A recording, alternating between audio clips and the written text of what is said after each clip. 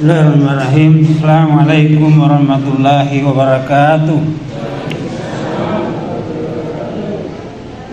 Alhamdulillahirabbil alamin alladzi an'amana bi ni'matil iman wal islam.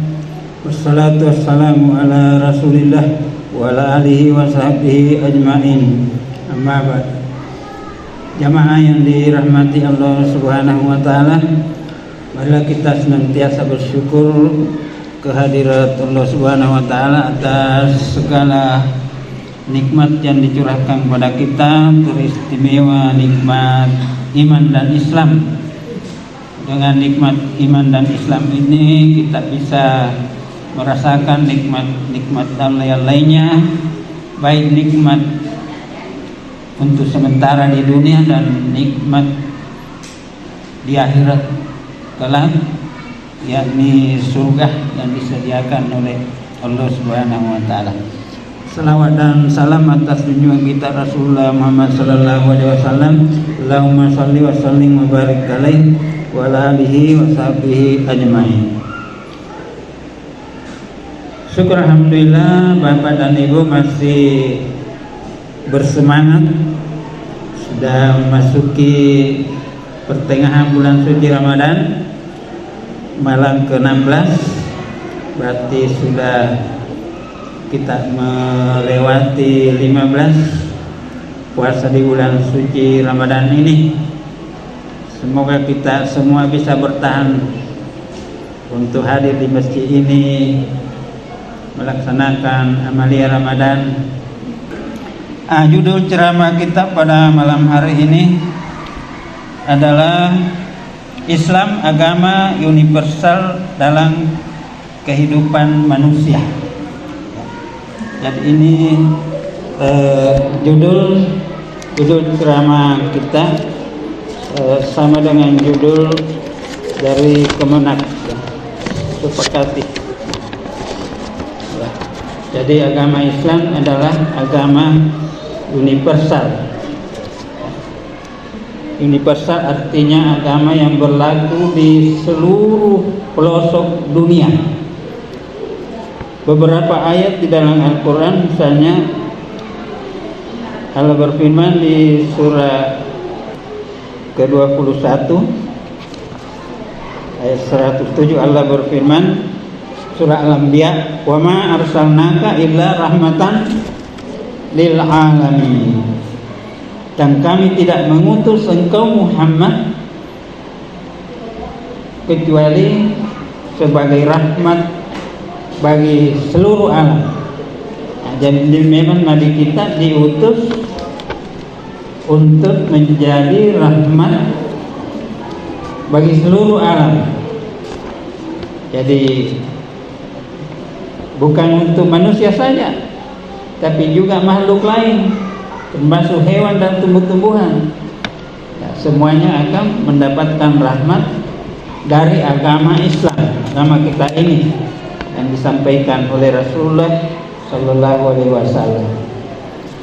Dan juga di dalam ayat yang berkaitan dengan bulan suci Ramadan ini disebutkan dalam surah Al-Baqarah, Syahrul Ramadan allazi unzila fihil Qur'an hudal linnasi wa bayyinatin minal huda wal furqan. Di bulan suci Ramadan ini, bulan yang di dalamnya diturunkan Al-Qur'an, ya, diturunkan permulaan Al-Qur'an, ya, sebagai hudal linnas, petunjuk bagi manusia. Jadi Al-Qur'an sebagai hudan, sebagai petunjuk, sebagai pedoman hidup untuk diperuntukkan untuk seluruh manusia. Meskipun tidak semua manusia menerimanya, tapi diperuntukkan untuk seluruh manusia. Karena itu di mana-mana di dunia ini tersebar umat Islam. Sekarang ini di negeri Eropa sudah mulai kembali berkembang Islam. Misalnya di Spanyol dulu itu Islam jaya di sana, sampai di beberapa ratus tahun kemudian, ya, jaya Islam, dan kembali sekarang mulai lagi berkembang Islam di sana. Wa bayyinatin minal huda wal furqan, dan penjelasan-penjelasan Al-Quran itu sendiri, ya, dan sebagai Al-Furqan, sebagai pembeda antara yang hak dan yang batil, yang benar dan yang salah. Jadi kita itu mengenal mana yang baik, mana yang buruk, itu bersumber dari Al-Quran dan penjelasan Nabi dalam hadis-hadis Nabi. Demikian juga dalam ayat Allah Subhanahu wa taala berfirman dalam surah Al-Hujurat ayat 13, Auzubillahi ya ayuhan nas, ya, wahai sekalian manusia, inna khalaqnakum min dzakarin wa unsa. Sesungguhnya kalian diciptakan dari seorang laki-laki dan perempuan. Ya. Jadi kita diciptakan awalnya dari Adam dan Hawa, dan kemudian lahirlah manusia berikutnya sampai orang tua kita, sampai kepada kita. Wa ja'alnakum syu'uban, dan kami Allah menciptakan kalian berbangsa-bangsa. Nah, jadi agama Islam ini diciptakan bukan untuk bangsa Arab saja, tapi untuk seluruh bangsa-bangsa di dunia, termasuk kita di Indonesia. Wa qabailah, dan kalian diciptakan untuk bersuku-suku. Nah, kita berapa banyak suku, semuanya, ya, lita'arafu, ya, agar saling kenal mengenal. Ya, untuk apa saling kenal mengenal? Saling untuk tolong menolong, untuk saling mempererat silaturahim, persaudaraan. Karena kita di dalam Islam dijelaskan dalam surah Al-Hujurat ini juga, innamal mu'minuna ikhwatun. Sungguhnya orang yang beriman itu bersaudara. Jadi di mana-mana kita, kalau di negeri manapun, kalau orang Islam itu ada rasa persaudaraan. Nah, ini disebutkan di sini lita'arafu, supaya saling kenal mengenal. Dan ketika kita berjumpa dengan sesama muslim di negeri manapun, kalau sudah memberi salam, kita punya salam satu, ya, Assalamualaikum. Nah, sudah dikenal, wah, apa ini Islam. Jadi mereka akan menjawab Waalaikumsalam, semoga Anda juga selamat, dan kemudian bersedia untuk saling tolong menolong. Makanya kemudian ayat ini sebutkan, inna akramakum indallahi atqakum. Sungguhnya yang paling mulia di sisi Allah di antara kalian adalah yang paling bertakwa. Jadi ini juga menunjukkan sekali lagi bahwa agama kita ini tidak menilai tentang kegagahannya, kecantikannya, kekayaannya, kekuasaannya, tapi yang dinilai takwanya. Ya. Dalam hadis Nabi juga disebutkan, innallaha la yansuru ila suwarikum wala ila ajsamikum. Allah itu tidak menilai kegagahan, kecantikan dan kegantenganmu.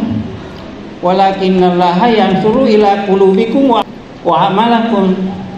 Akan tetapi Allah itu menilai hatimu, artinya hati yang beriman, hati yang bertakwa, hatimu yang baik. Kalau bertakwa hati, beriman hati baik, yang menjadi baik. Wa amalakum, dan amal kalian, siapa yang banyak amalnya, karena iman itu dibuktikan dengan amal. Karena itu banyak ayat di dalam Al-Quran selalu menyebutkan iman dan amal. Innallazina amanu wa amilus salihati kanat lahum jannatul firdaus. Orang yang beriman dan beramal saleh disediakan surga firdaus. Jadi sekali lagi agama kita tidak menilai penampilan seseorang, apakah dia gagah, cantik, ganteng, berkulit putih, berkulit hitam, coklat dan sebagainya, tapi takwanya. Ya. Ini yang dikehendaki dalam Al-Quran, dan itu yang dipraktekkan oleh Nabi Shallallahu Alaihi Wasallam. Ya.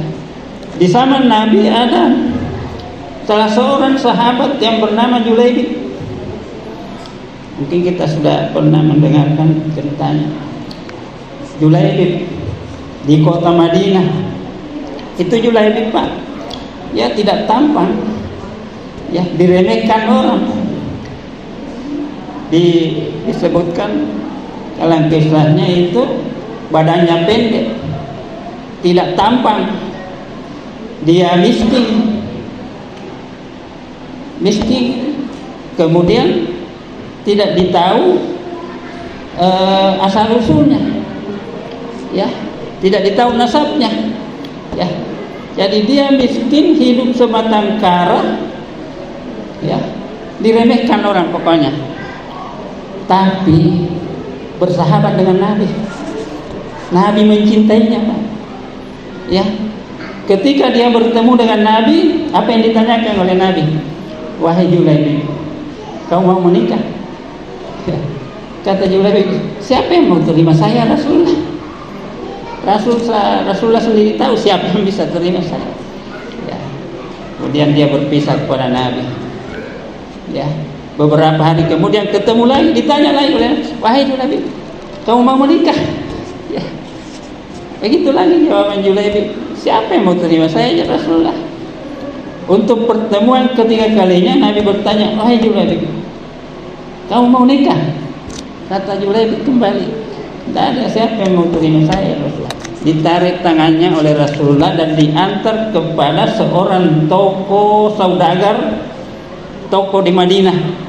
Ya, seorang toko di Madinah waktu itu, ya, diantar, ya, ke rumahnya baru, ya, ketemu dengan orang itu, ya. Karena Nabi memberi salam, assalamualaikum, saya ingin melamar anak. Kaum Ansar ini punya beberapa anak gadis yang cantik dan kaya, orang tuanya kaya, ya, saya ingin melamar anaknya. Kata si tokoh Ansar itu, saya bergembira ya Rasulullah, saya terima. Ya. Kata Rasulullah, bukan saya. Dia bilang, siapa? Julaibib. Dia katakan, Rasulullah tahu sendiri siapa yang mau terima Julaibib. Rasulullah tahu sendiri bagaimana Julaibib. Artinya dia tidak akan terima, ya. Tapi kemudian dia mengatakan, baik ya Rasulullah, saya bicarakan dengan mamanya, ya, dengan ibunya. Pergilah ketemu dengan ibunya, bicara dengan ibunya, ya. Lalu kemudian dia sampaikan, ya, wahai mama, ini ada yang melamar anak kita, Rasulullah. Wah, dia bergembira, ya. Lalu dia katakan, maaf, bukan Rasulullah yang melamar, tapi untuk Julaibib. Rasulullah melamarkan Julaibib. Ya. Nah, kan dia juga mengatakan, wah, siapa yang mau terima, kita tahu Julaibib, ya. Ya. Kemudian dia keluar ingin melapor kepada Nabi bahwa, ya, dia sampaikan bahwa Rasulullah sendiri tahu bagaimana Julaibib, dia miskin dan sebagainya, ya. Terus anaknya keluar, ya. Dan siapa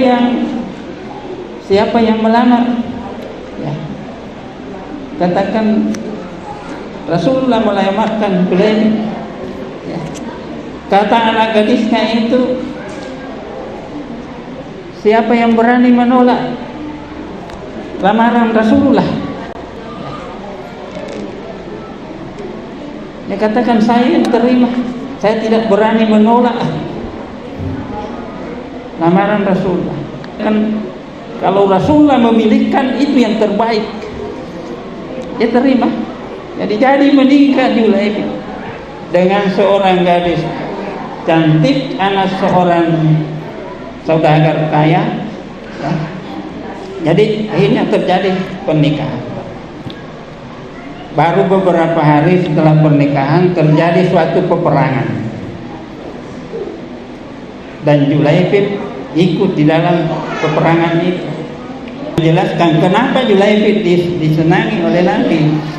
Dia itu ya ibadahnya bagus, ya, tidak pernah meninggalkan salat berjamaah, dan dia selalu duduk di saf terdepan, ya.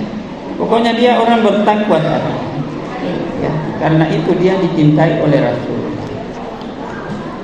Singkat cerita, terjadi di suatu peperangan, Julaibib ikut berperang. Di peperangan itu ada beberapa sahabat yang gugur sebagai syahid. Lalu kemudian setelah usai perang, Nabi bertanya, ya, coba cari semua siapa sahabat kita yang gugur. Ya, disebutkan satu-satu, tapi tidak ada nama Julaibib disebut. Nabi mengatakan, cari lagi, masih ada itu. Cari lagi. Dan sudah tidak ada, ya Rasulullah. Tidak ada nama Julaibib. Lalu Rasulullah sendiri yang turun mencari Julaibib, ya, sampai ditemukan, ya. Ditemukan di sekitarnya 7 orang tergeletak, ya, dan diketahui bahwa, ya, ini 7 korban berhasil dibunuh oleh Julaibib. Baru kemudian dia juga syahid, meninggal. Kemudian apa sikap Nabi? Ya, di situ baru orang lihat. Nabi sendiri yang mengangkat jenazah Julaibib. Ya, Nabi sendiri yang mengangkat Julaibib. Ya. Kemudian dia pergi kafani, tidak dimandikan karena orang mati syahid, dikafani. Kemudian Nabi sendiri yang turun menguburkan. Dan apa kata Nabi ketika dia mau menguburkan? Ini Julaibib, sambil menangis. Ini Julaibib, bagian dari saya, dan saya bagian dari Julaibib. Tuh, baik begitu cintanya Nabi kepada Julaibib karena takwanya, dan dia mati syahid. Maka orang baru semua ketahui bahwa ternyata orang yang diremehkan selama ini adalah dicintai oleh Rasul. Makanya kita perlu hati-hati. Kadang-kadang orang itu ya kelihatannya, tapi dia adalah wali Allah. Dan jangan sampai kita meremehkan seseorang padahal dia wali Allah. Artinya penolong agama Allah, dicintai dan dilindungi oleh Allah Subhanahu wa taala. Jemaah dirahmati Allah Subhanahu wa taala, demikianlah agama kita membuktikan bahwa agama kita itu adalah rahmatan lil alamin. Demikian nasrulillah wa fathun qarib wa basyiril mu'minin. Assalamualaikum warahmatullahi wabarakatuh.